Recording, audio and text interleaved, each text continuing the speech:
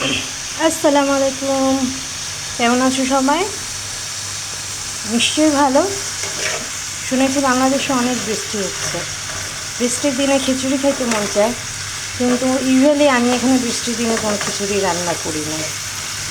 আমি আজকে রান্না করছি ফুলকপি দিয়ে, আলু দিয়ে, গাজর দিয়ে, ডিম ভেজে একটা রসার মতো। দেখো, ধনিয়া পাতা ছিল না, আমি গাছ লাগিয়েছি, অল্প একটু হয়েছে, দিয়ে একটা পাতা নিশ্চয়ই দেখা যেতেছে। কেমন হয়েছে দেখতে তো অনেকেই। আসলে আমি একা একা রান্না করি, তো যে কারণে পুরো রেসিপিটা দেওয়াটাই না। আর তোমরা কেউ সাবস্ক্রাইব করোই না। বেশি সাবস্ক্রাইবার হলেই না আমি পুরো রেসিপি দেব। আর এখানে আমার একার জন্য করতেছি অল্প একটু করলা ভাজি।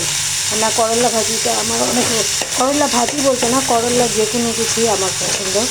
আমার জামাই বলে, তোমার যদি প্রতিদিন সকালে করলা জুস দেওয়া হয়, তুমি মনে হয় তাও খেয়ে নিবা।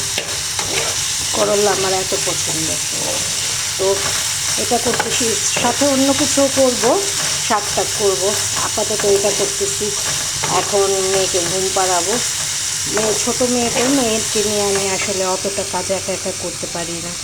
এনিওয়েজ, প্লিজ প্লিজ প্লিজ আমার চ্যানেলটাকে সাবস্ক্রাইব করে দাও, লাইক করো, কমেন্টস করো।